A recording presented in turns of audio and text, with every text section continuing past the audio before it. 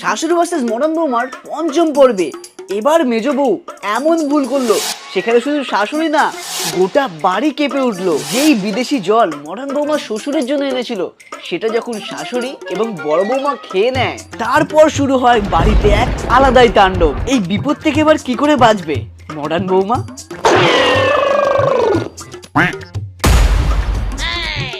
হে ভগবান, সবসময় এইসব ঝামেলার মধ্যে আমিই কেন ফেঁসে যাই?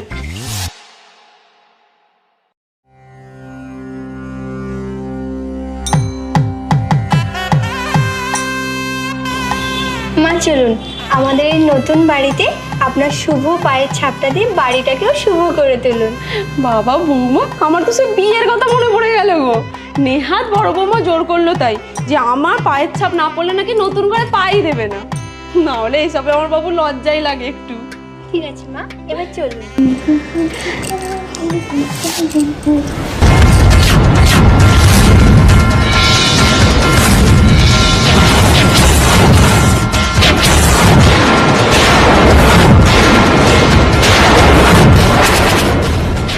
ও শেট, সরি শাশু মম, এক্সাইটমেন্টে একটু ভুল জায়গায় পা দিয়ে ফেলেছি। চাপলেন আপনারা কন্টিনিউ করুন।